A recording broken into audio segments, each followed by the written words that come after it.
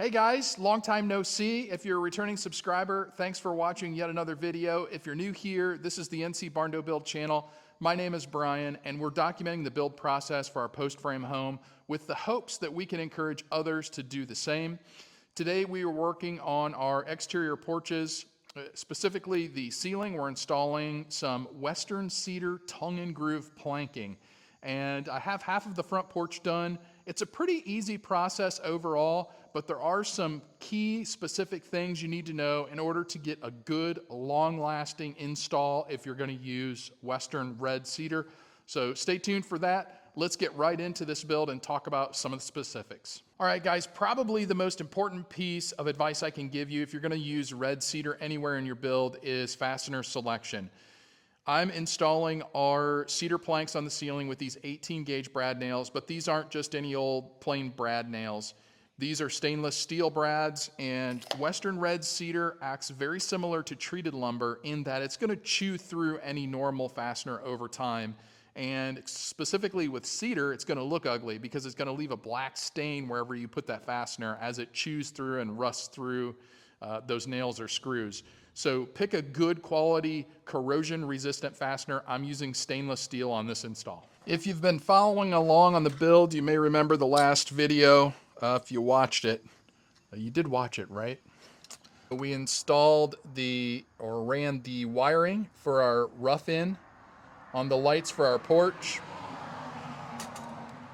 And now we're going to go ahead, now that the inspection is complete, we're going to go ahead and get this wiring done here in preparation for running the ceiling. And this, I would say, is a beginner level job here as well, because this light is all pre-wired. These are the canless recessed lights, and it comes pre-wired, and they already have these wagyu, whatever you want to call them, connectors. So it's just a matter of getting these wires exposed here and pushing them in to connect them.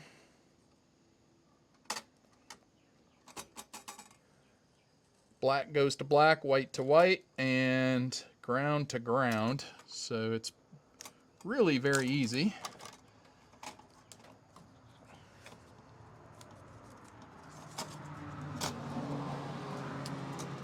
And I do hear some thunder off in the distance, so I think our time is going to be short, and actually there comes the rain.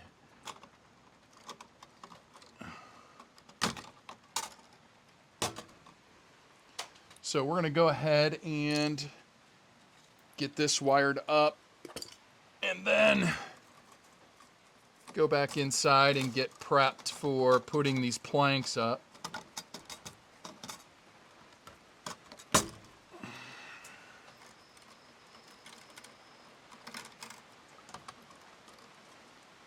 That's kind of a soothing sound.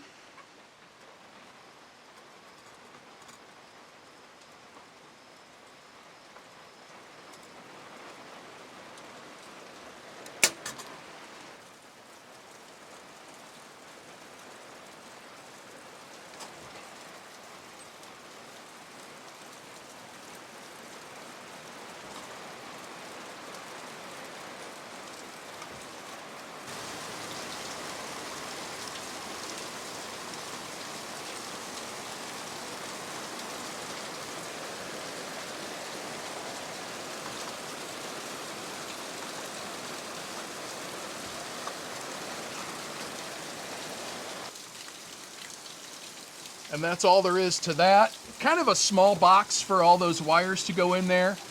14 gauge wire is what I'm running in, and man, it is really coming down. I'm glad I'm under the porch. But we're all set there. We got one more plug box to put in, but we're gonna start installing some of this planking before we get to that. But we're ready here. We can cut the hole out for the light. As with any part of a project, planning is very important. And what I like to do is plan for my last piece. And what I mean by that is I don't want to end up with a teeny tiny small sliver or a gap at the end. And what I did is I took a measurement, and it comes out that I'm about a 1/4 inch away from needing being a full board at the end. So I don't want to be left with a 1/4 inch sliver of a board. So what I'm going to do is rip this board down into just about half on the table saw here, and then that'll get my last board almost being a half a board as well. So planning is important. Make sure you do that. Just don't start installing this stuff without a plan for that last piece. Another thing to think about during the planning phase is going through your stock and looking for any damaged pieces. This piece has a little bit of a chunk missing out of the groove side, so it would have been visible if I used it. So it was the perfect piece to pick to run through the table saw and rip it in half, because otherwise this whole piece would have been, I guess I could have used it, but it wouldn't have looked as good. So now it's scrap. So again, just planning, taking the time to plan, go through your material, make sure you get a really good product in the end, I think is important. And that takes a lot of time. Unfortunately, it probably takes more time to do that than it does to actually put this stuff up. So, but now we're ready to go. We got our first piece. Let's go get some of this put up on the ceiling. All right, let's get this first piece up. I apologize ahead of time for the camera shaking because you're on my scaffolding.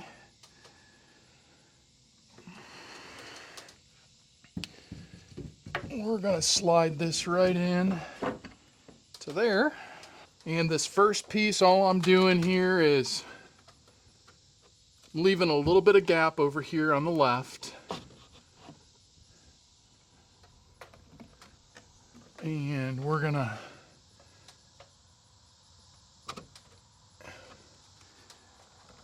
start right in the middle here. We're nice and tight down on the beam. And I'm just gonna angle a nail right in there. Same here.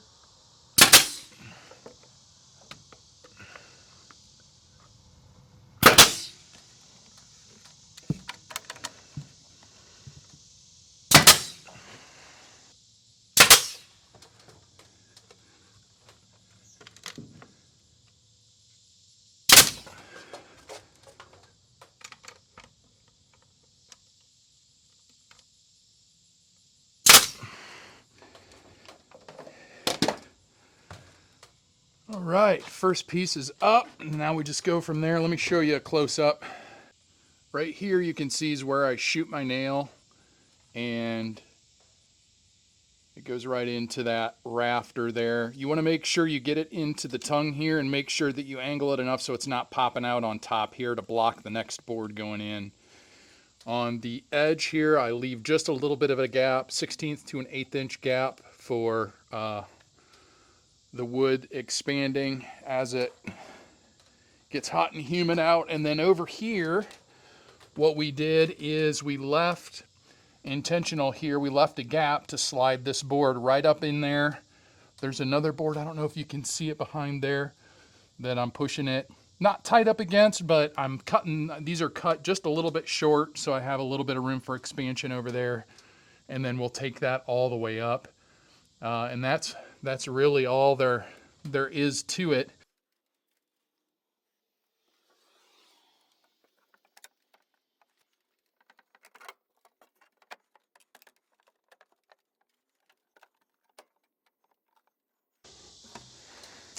I have yet had to use any kind of hammer or anything to beat these things in. They seem to slide in pretty easy, and they're fairly straight, so don't have to pry or anything, which is nice. I know I've said this before, but I think it bears repeating. When you're in the design phase for your building, think about dimensions that would eliminate or reduce waste. For an example, this porch from the back side of that timber truss on the right to the wall is just under 8 feet. So these planks, I can either buy 8 footers or 16 footers, and it really reduces the waste and makes things more efficient for the build. All right. We are up to where we want to cut our outlet in, so let's get that marked out and cut. When you're buying your electrical boxes, you have tons of options. I like to go with the non-metallic so you don't have to ground the box itself. So this is a plastic or PVC box. And it is an old work. You're going to see two options, old work and new work. Old work is for maybe existing walls or ceilings that are already up and you can't nail or attach the box directly to the framing. So it has two little prongs that slide out and you can tighten it to your finish work, which works really well in this application because I'm in between the rafters there in that gap. So there's not really any framing to attach it to, and I think this will work out really well. I use my oscillating tool here just to cut the hole out after you get it traced around the box, and I have a tendency to cut these holes a little bit small to start with. Try the box, try the fit, and then just shave as needed to get a nice clean look with the box. And I'd rather have it that way than too small than too big, and then you're left with trying to fill that gap or cover the hole up.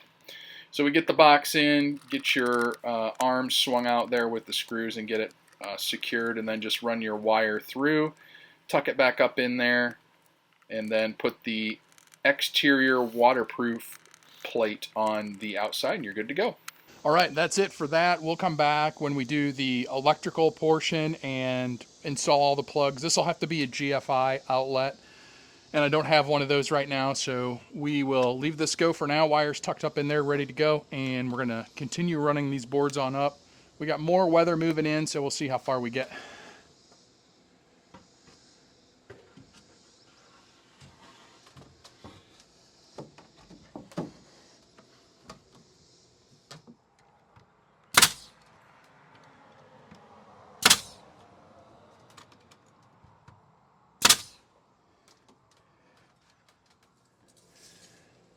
If my tape will stand out that long. Barely.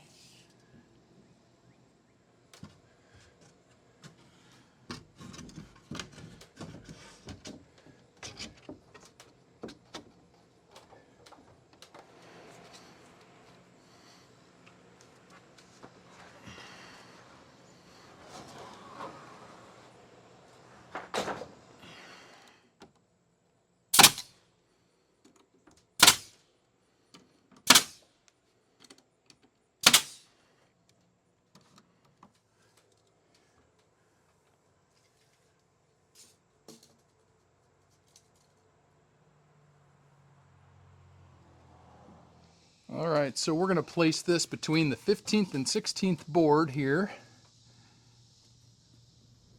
And I'm going to keep it square with this line. This is just a template that came with the lights. So we're going to trace this out. Since this is a round cutout, that oscillating tool probably isn't the best. So what I do is drill a hole here in the middle, and I use my router.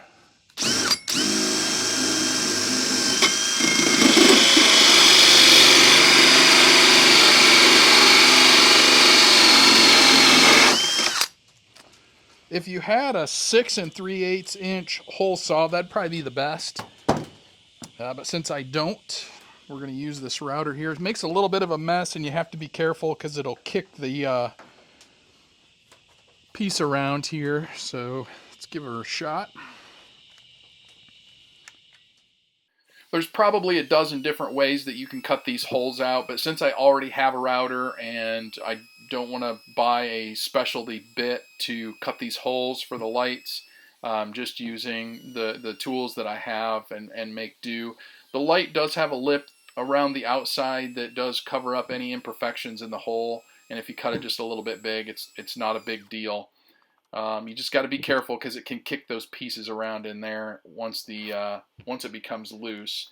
Then the light, you just swing the spring-loaded arms in, put it up into the hole, and let the arms hold it into place. And then the box that we wired up earlier has got the plug on it. You just plug it into the light, and you're all set, ready to go. The last half of this ceiling here, I run into some pieces that weren't perfectly straight, so I kind of eat my words here from earlier. And all I do to get a nice fit when you have a board that's not perfectly straight is just get a block of wood, attach it, screw it to your rafters, and then just stick a wedge in there and move that board. They're flexible enough that you can move them pretty easily to get a nice tight fit, and then just put your brad nails in to hold it into place, and then you can take your wedges out and your block and do that as needed.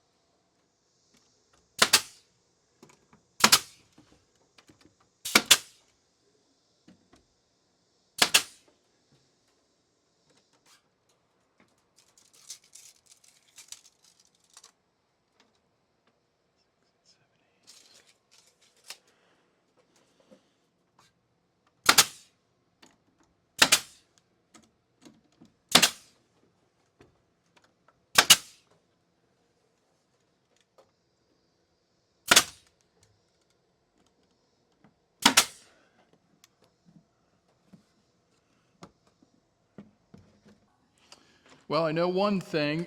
This last board has to go in a little differently. What I do, there's probably a bunch of different ways to do this, but what I do is rip this bottom lip off.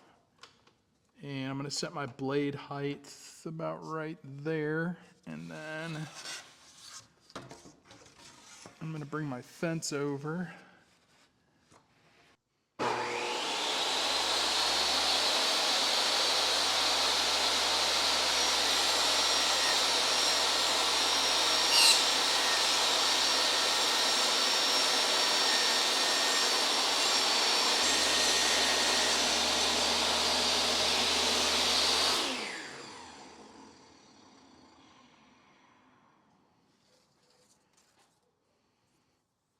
Now that we have the bottom milled off, you can kind of see there what we're left with. We can go ahead and get our board cut to size. And it's just a little under 2 inches, so we should be able to get a nice tight fit. So I'm going to go just a fuzz under 2.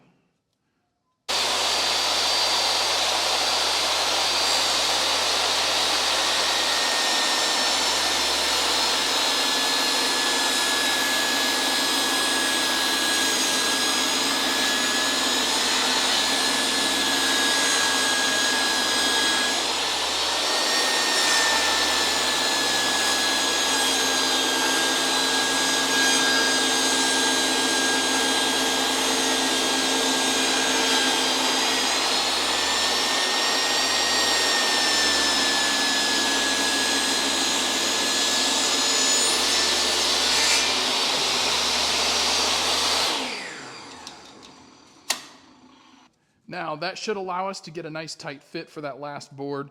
Maybe not tight, but a nice snug fit with this last board here. And the only real way to put this in is to face nail it, unfortunately.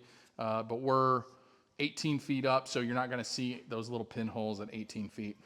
I think we'll be good. Let's go see if it fits.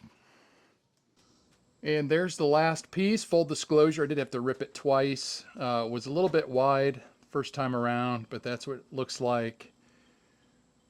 And you can kind of see the other side is the same way.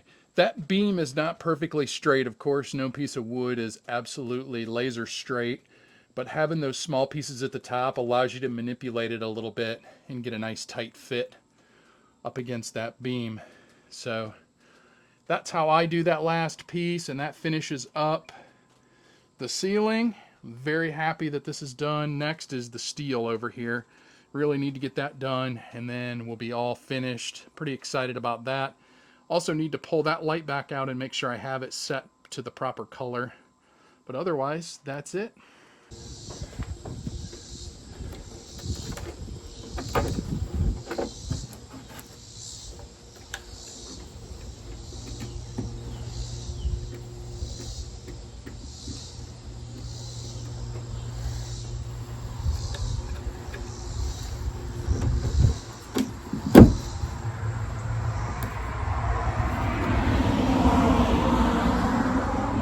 All right, guys, now that we have the ceiling done, the next part here is getting the rest of the steel up. And the first step in this whole process is getting all the trim pieces together. So that's what I'm doing here. I'm finishing up this transition piece.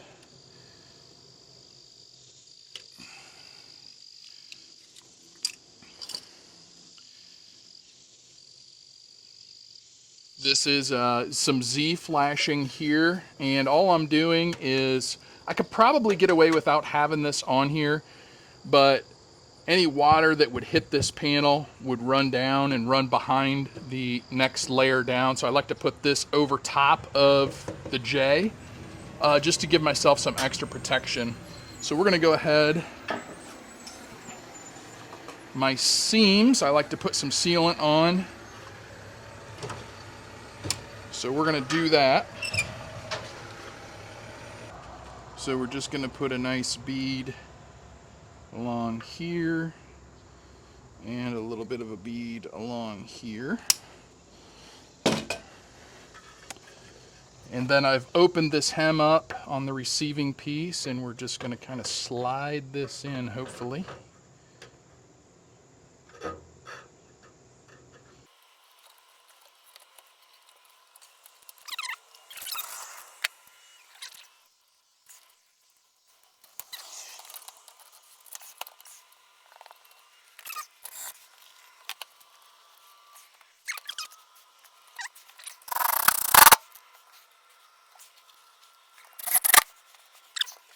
So the next step in this whole process is putting J around the ceiling work that we just completed. So let's get started on that. I have some leftover pieces, so these are going to be small, not really visible, the seams as far as that goes. And for these pieces, since they're not going to see any water, I mean, I don't know how they would see any water or rain. I'm going to go ahead and just butt them for the splices. Shouldn't be an issue.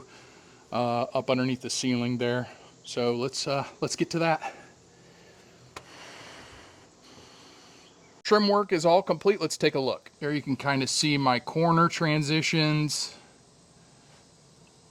The seams are kind of visible now because of the gap in the white, but once we get the steel siding up, it'll completely blend. You won't see any of the seams. There's how I do my trim work up top. You can kind of see the edges here. I fold down and fold around. That way you get a nice look on your corners. But that's it for the trim work. We got our Z flashing down on top here for waterproofing.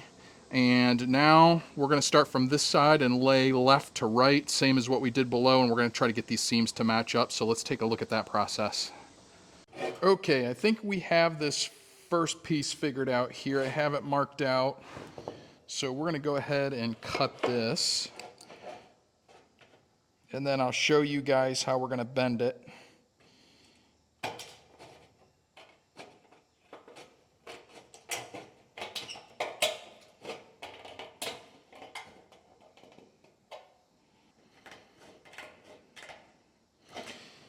And we're doing all of this because we need to basically match the ribs up with the section below.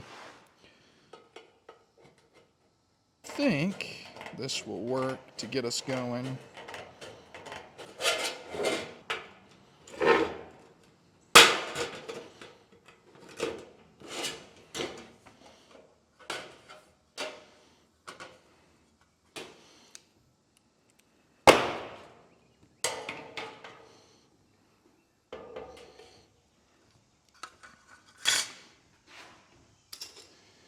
Okay, we're going to open these hems back up.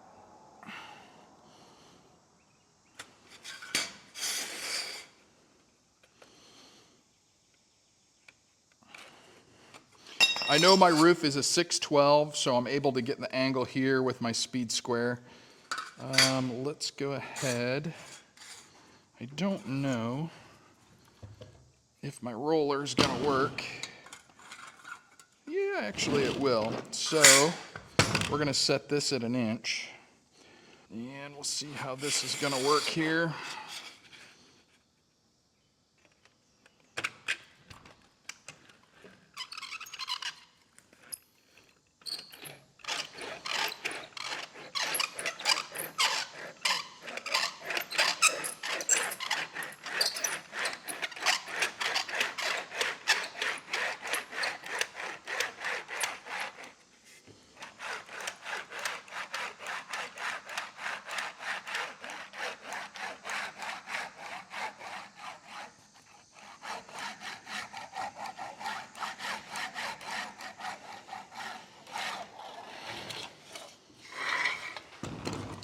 That gets you pretty close to a 90. I'm going to kind of finish it off here.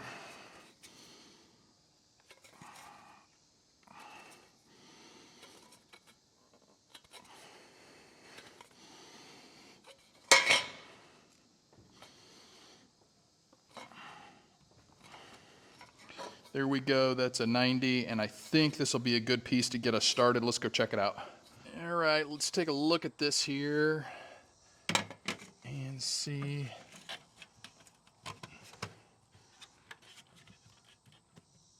Hey, all right, I think that's gonna work pretty good.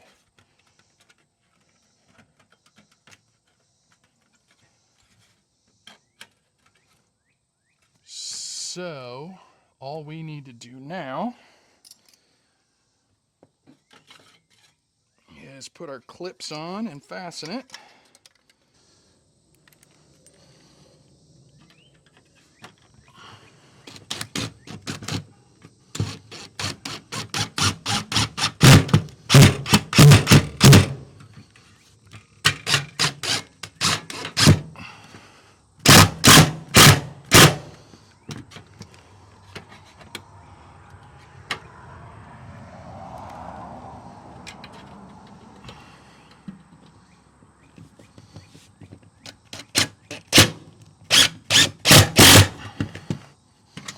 All right, there's our first piece. Now we're gonna go ahead.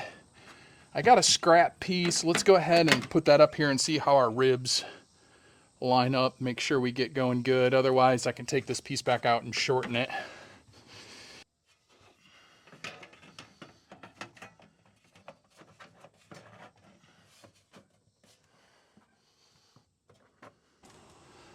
Yeah, I like that piece. I think that's a good. I think we'll be all right there. Square it up a little bit, and we'll be good to go. All right. Well, let's get the next piece cut. So.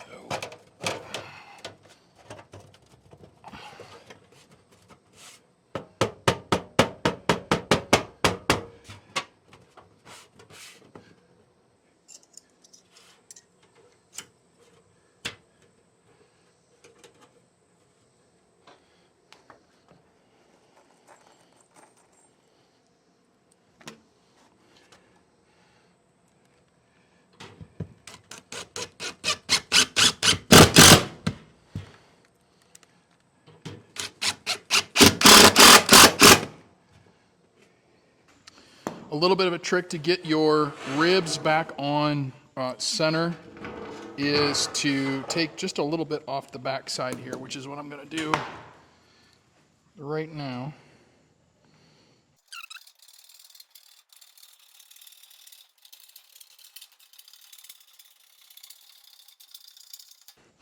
A little bit of a forearm workout, but that now will allow me to slide it a little more to the right, which is what I need, about an 1/8 inch.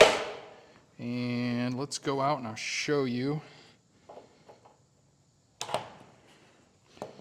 why we're doing this. So you can kind of see right here, I'm off just a smidgen. So you can rip that backside down a little bit and get you a little closer, which we look pretty good there. I'm going to do the same with this next piece. We're just going to go ahead and trim that backside off, and it'll scoot over just a little bit, and that'll get us where we need to be. But just for review, we ran this stuff left to right, and this final piece, it was kind of an oddball piece because the lower section we had a seam or a rib come up right next to the timber here. So all I did was bend this side up, cut it, and you can see the little screw, painted them the same color as the siding, and then we're just going to leave it go.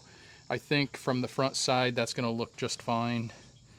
Seems like the first piece and the last piece are always the challenging ones, but I think this will work out well and everything is nice and tight and secure, so we don't have to worry about siding and stuff blowing off. But the last piece, you kind of have to be creative with this stuff and how to fasten it, because you can't put the clips on the final piece. So that's what we came up with, and it seemed to work pretty good. I'll give you a shot, walk out by the road here and give you a shot so you can kind of see the final product in its entirety. But for the most part, that's all I have for you guys today. We'll see you on the next video.